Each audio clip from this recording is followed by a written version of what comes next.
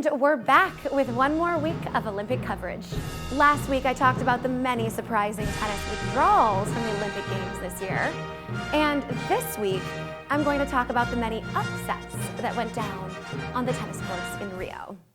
On the women's side, Venus and Serena Williams were the #1 seed in Rio and had just won their 14th Grand Slam championship title at Wimbledon in July. The sisters bowed out of the women's doubles in the first round, losing to Lucie Safarova and Barbora Strycova 6-3, 6-4. This marked the sisters' first defeat in 16 Olympic matches together. Having won gold in 2000, 2008, and 2012. The two did not compete in the doubles tournament in Athens in 2004 because Serena had to pull out due to injury. "We played terrible, and it showed in the results," Serena told reporters after the match. Way to be a good sport about it, Serena!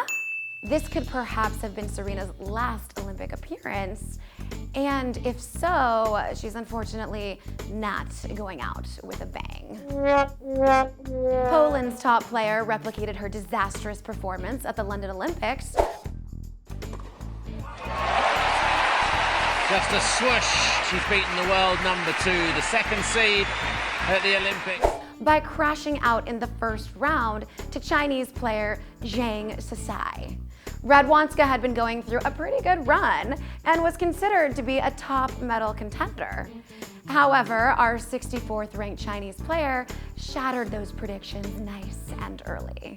Very exciting. Puerto Rican hero world #34 Monica Puig took down world #2 Angelique Kerber in the women's singles finals to win her territory's first Olympic gold medal ever. Puig was the definite underdog here. I mean, she wasn't even seeded at this competition.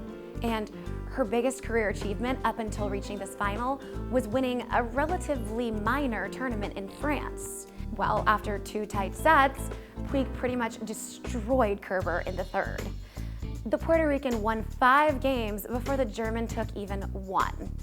And then she went on to take the final set 6-1 for the title. In addition to winning her homeland's first gold medal, Puig is also Puerto Rico's first female Olympic medalist. Now on the men's side, Novak Djokovic, who in June became the first man in 47 years to hold all 4 Grand Slam titles after winning the French Open, lost to Juan Martín del Potro of Argentina in the first round of the men's singles tournament.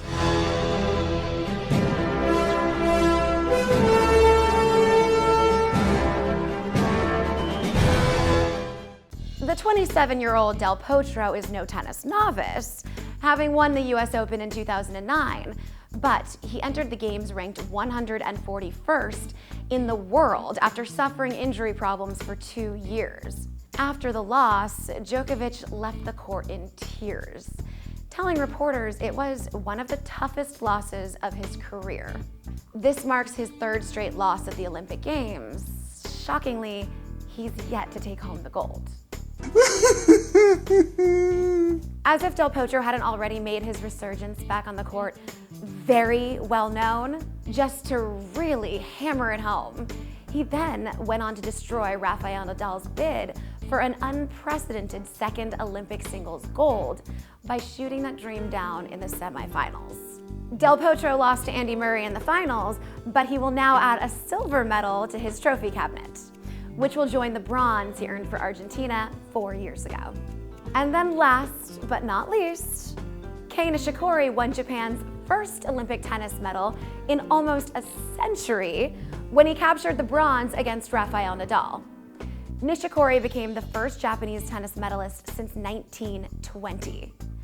Nishikori had lost 9 of his previous meetings against Nadal, so hats off to Kei for really stepping it up when it matters most.